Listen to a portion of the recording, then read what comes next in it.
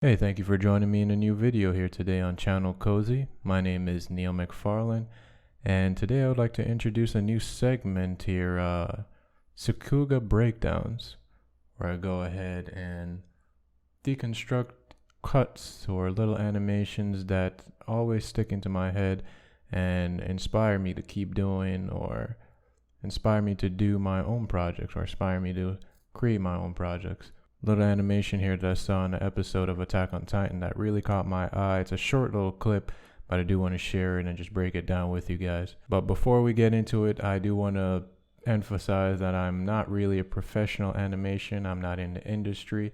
I have no degrees in animation. This is just my personal take on the deconstruction of these cuts and just showing my appreciation for the animators and the overall direction of these projects or animations. So let's go ahead and get into it.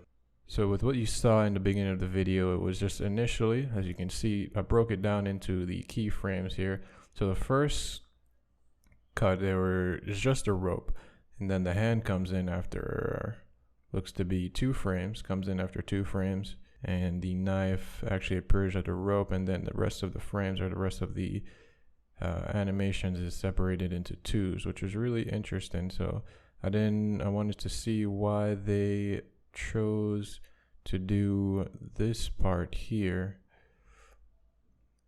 the cutting part, not this cut, but the part where it actually goes through the rope. I wonder why they didn't put it into 3s, but it did go through smoothly. And I just wanted to point out how the sound design actually emphasizes this knife cut as well. What it goes into is, so once you pass these 3 frames and it goes into the contact of the rope with the knife here, you can see that resistance from the rope. And then with the first contact, once the force starts to impact the rope, it moves just slightly to the left as the knife and the hand exerts force onto the rope. And you can see just a little bit, if we just zoom in here, what they did, where they put a little round or a little bounce over to the knife, just to emphasize that it's starting to cut in, where it's starting to actually hit or indent or penetrate the threads of the rope. And then if we go ahead, let's go ahead and circle it. You can see a little indent right there. I believe before it didn't have that. See that? So right there was perfectly in the shape that it's initially in. And then once it starts to hit the rope itself, you can see how it overlaps onto the knife right there as the threads start to be penetrated by the blade itself. As it comes into more contact, it cuts even more threads. So initially you would think, so the threads come in, you would think that the threads come in here, so it overlaps over to the knife. But as it's being cut, imagine it being blown out. So each thread now starts to blow out as it goes deeper into the surface. And what happens, I want to emphasize now here, is that you see how the rope is starting to bend at an angle, where the point of contact is being centered right here where the knife actually hit the rope, or where the rope is being cut. So as the hand movement, or the hand starts to turn over in this direction, and you start to twist her wrist, and then at that point, I'm not sure why they didn't leave this on 3s, is what I'm trying to ask. So as you can see, it's 1, 2, or let's just zoom in here, get a better look here. You can see here the frames starting at 1875, it's a 1, 2, and 1877, it's a 1, 2, 1879.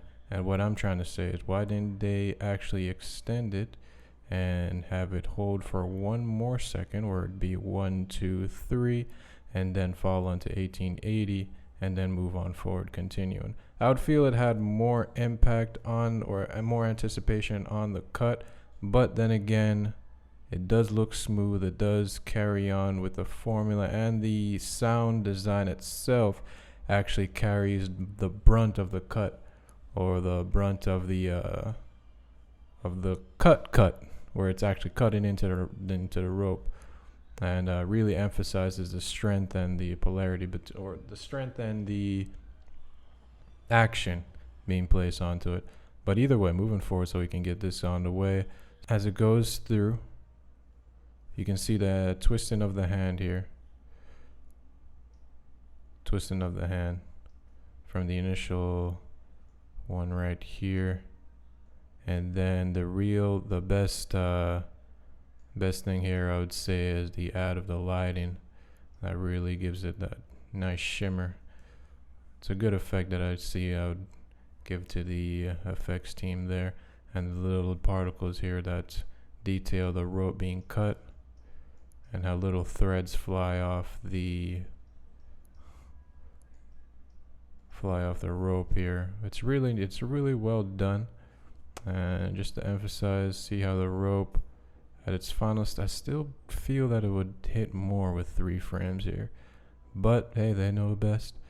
And finally goes off by the rope being cut at this point, and then at this point it wants to, or the field of motion wants to go back into the same position where it's at.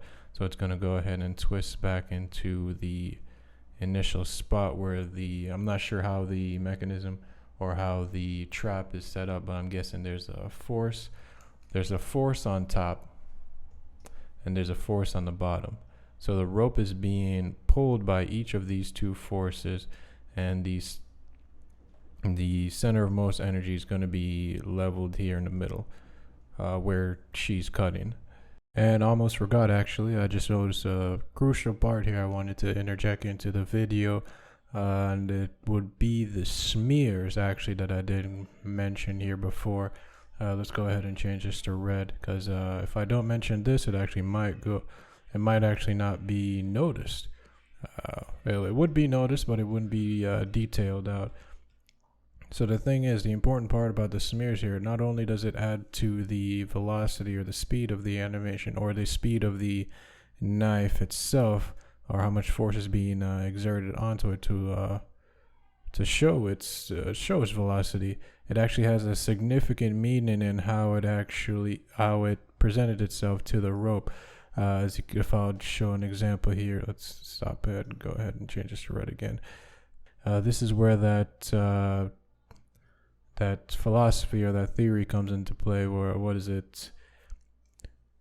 equal and opposite reaction, I believe, in either case. So what happened here is, when this force is placed onto this unmovable object, it created an energy here.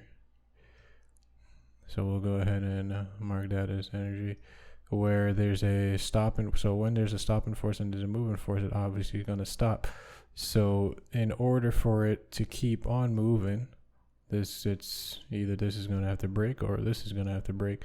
So obviously the rope was cut. So once the rope was cut here, at that point, all that energy that was stored up in the center point and coming from the hand is coming from this hand right here, is now going to move forward at a faster velocity or at a faster speed. And once the person or the hand or the character starts to get control of the energy that's being exuded, that's where the second frame is not doesn't show as much smears, and then at that point you would see it start to slow down. So all that energy that's built up would first come in at one frame, and then it'll come out into smears on the other frame, and then as you get control of the knife, it starts to slow down, and then at that point you would have come to a stop. And another good example here I can bring over here is, if, take for instance, there's a wall right here and you are pushing onto the wall. As you push in with all your might onto this wall, take for instance, now you're pushing, and say this wall has nothing behind it. Now all this weight is going to tumble down, and all that exuded energy that you've pushed into it, now you're going to tumble down with the wall. But obviously you don't want to fall onto the floor, so what you're going to do, once this falls onto the floor completely, you're going to go ahead and run and try to catch yourself until you come to a complete stop, and then realize you just pushed over a wall. And it really goes to show you how much attention to detail was placed into this one single cut, and the knowledge of physics that was actually placed into or utilized in this cut as well. But enough about that, let's continue on with the video. Where the rope was cut, it's going to go ahead and try to go back to that center point where the two forces were being pulled at, or the two forces were contrasting the rope. So it's going to go ahead and flop back over to where the knife, it's going to follow the knife, and then it's going to go ahead and go back into the try to go back into the position, but obviously it can't go back into the position. So it's going to go ahead and flop back. Even if you continue this, it's going to try to flop back and then flop back. And at that point, you can continue that for about 2 frames. And that's when the force is, if you would say, if the rope is on a mechanism of this nature and you cut at this point, and this force is being released and this point is being released in these directions, then the rope is going to go ahead and follow this direction and be pulled. So it would be cut at this point where the knife comes through here, and it will flop back into this point, and you can only continue this for a short amount of time before both forces come back to meet each other, and it will be pulled into this direction at a faster pace. So at that point you would at least use 1 frame. Depending on what you want to do, you just use 1 frame.